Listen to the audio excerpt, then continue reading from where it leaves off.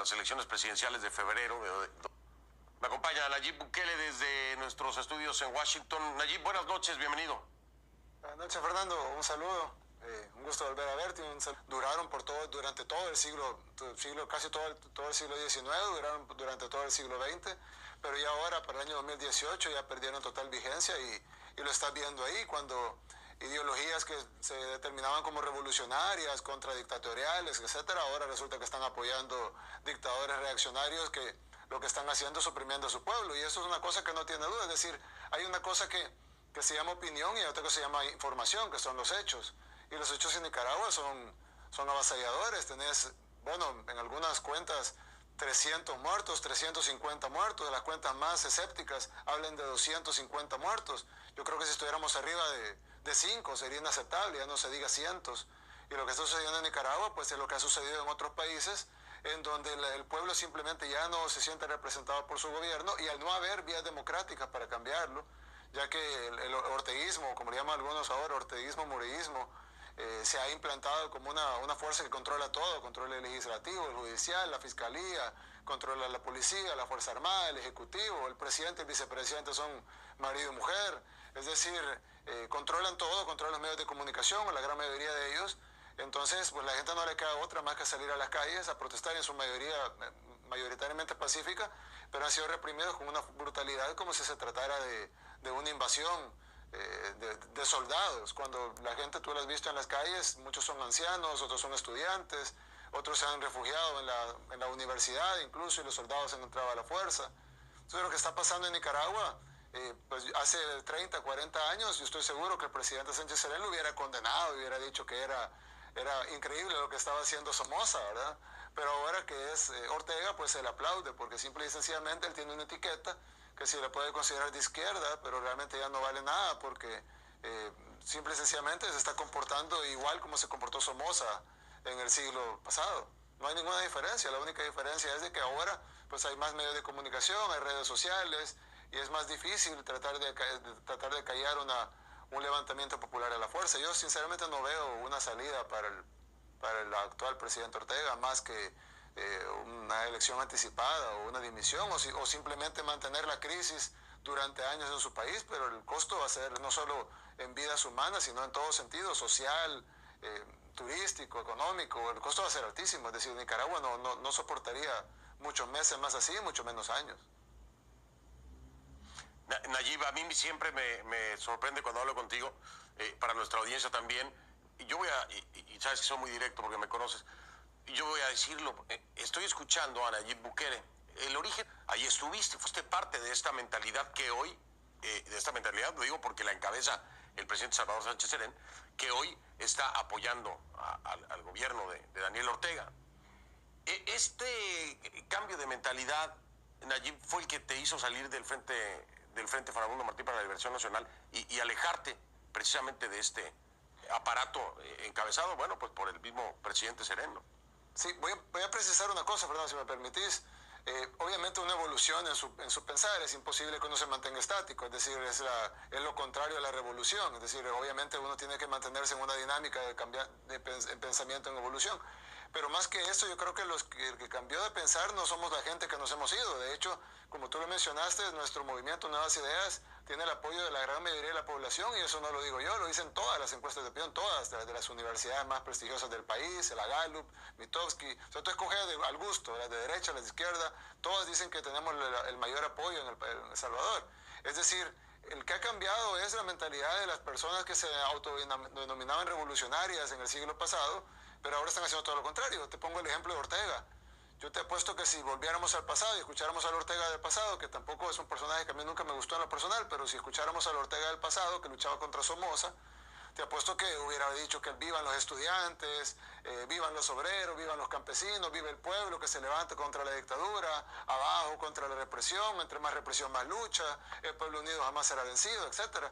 Es decir, eso no debe de cambiar. Yo siempre considero que todas esas cosas correctas. El punto es ahora quién representa al pueblo, quién representa a los campesinos, a los obreros, quién representa a los estudiantes. Pues nosotros vemos a los estudiantes en Nicaragua, vemos a los campesinos, vemos a los obreros, y los vemos marchando en contra del gobierno. ¿Y quiénes son los que están reprimiendo? El gobierno. ¿cuál es la respuesta que da el pueblo? A más represión, más lucha, el pueblo unido jamás será vencido. Entonces realmente, incluso si nos quisiéramos casar con ideologías obsoletas del pasado, porque yo creo que ya no aplican para el año en el que vivimos, y mucho menos de aquí para adelante, pero incluso si quisiéramos retrotraernos al siglo XX, ellos están totalmente en un cambio de 180 grados con su discurso de juventud.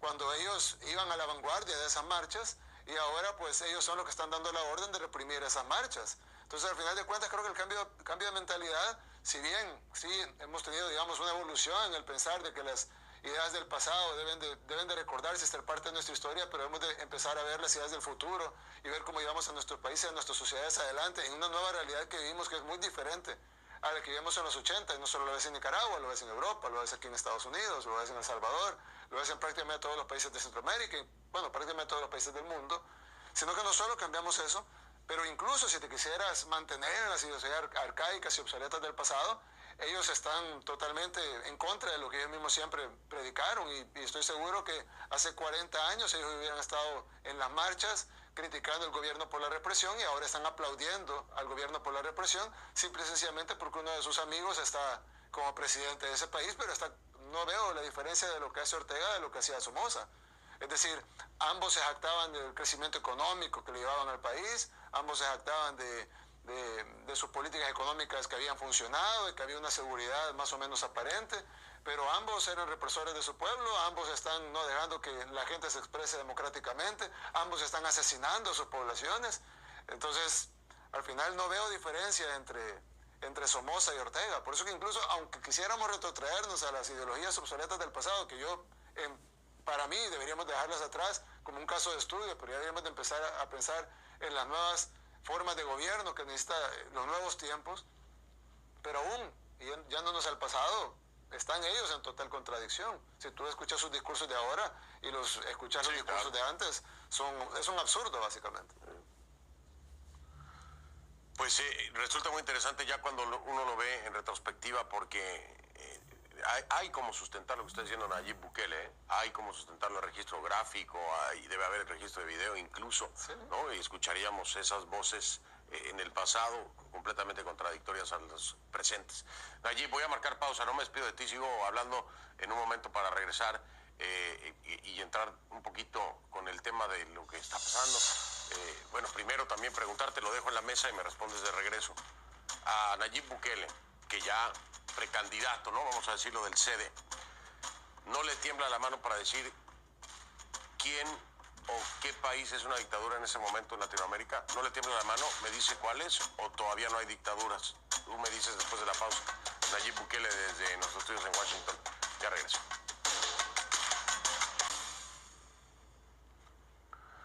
Estamos de regreso y le hacía la pregunta a Nayib Bukele antes de ir a la pausa, ya precandidato del CD en El Salvador. Oye, ¿te tiembla la mano para decidir o definir si hay dictaduras y cuáles son en Latinoamérica o no?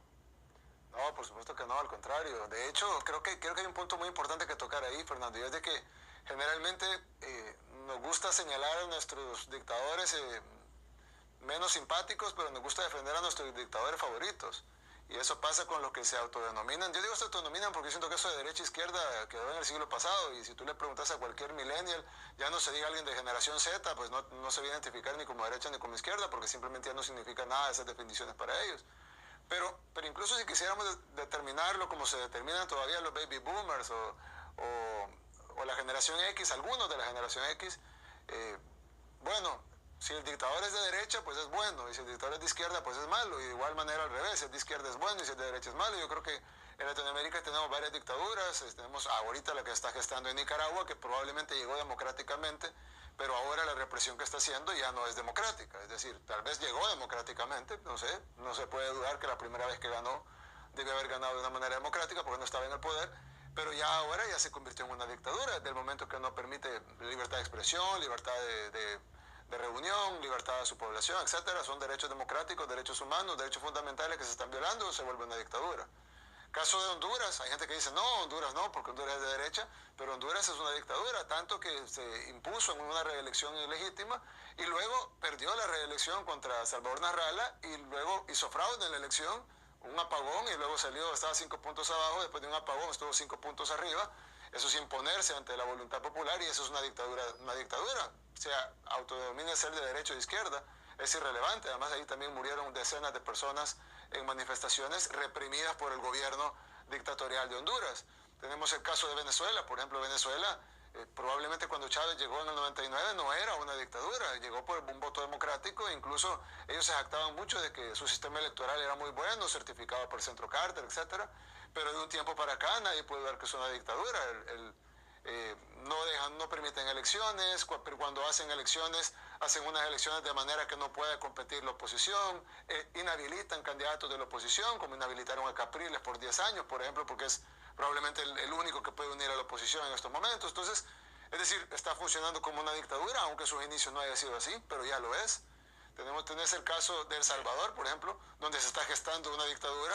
No parecería, pero se está gestando una dictadura donde no se permite constituir partidos, como el caso nuestro.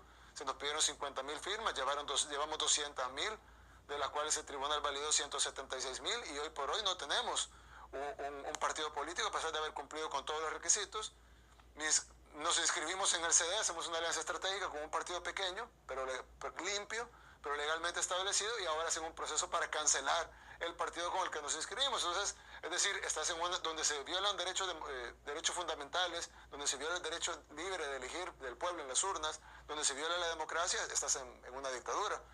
Y tenés ejemplos que probablemente a algunos de tus televidentes no les va a gustar, pero es la verdad. Por ejemplo, el caso de Brasil.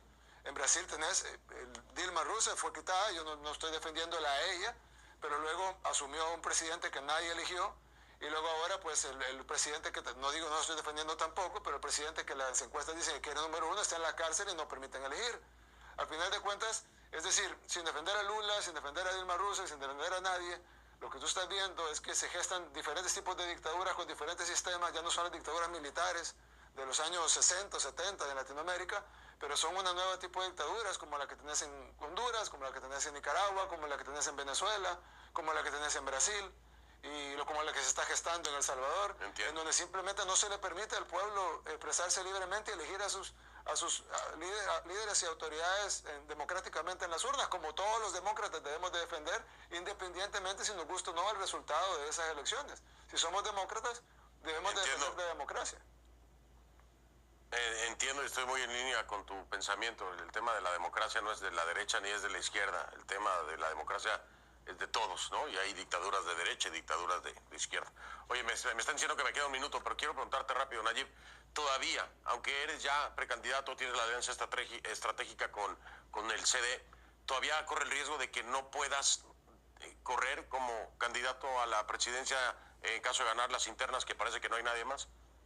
Bueno, mañana tenemos una reunión con Luis Almagro, el secretario general de la OEA, precisamente plantear eso, también con la Comisión Interamericana de Derechos Humanos. El día de ayer nos reunimos con las Naciones Unidas para exponer precisamente eso, de que en El Salvador la democracia tan débil que tenemos, que se fue gestando poco a poco, incluso tuvimos una guerra civil hace menos de 30 años, y ahora pues lo que estamos viendo es un retroceso de casi 40 años en nuestra democracia, en donde ya la competencia ya no es en las urnas, es decir, que el pueblo salvadoreño va y elija a sus líderes democráticamente, sino que la competencia es una competencia de quién tiene control sobre más instituciones y quién puede inhabilitar candidatos, cancelar partidos, no autorizar nuevos partidos, no autorizar nuevas expresiones del pueblo, a pesar que, como tú mismo lo dijiste al inicio de la entrevista, tenemos la gran mayoría de la población que quiere votar por nosotros y el sistema lo está previniendo. Claro, nosotros vamos buscando las vías para participar, pero el sistema es tan poderoso y tan grande que lo evita. Y lo que queremos evitar en El Salvador es que nos pase algo como lo que pasó en Honduras,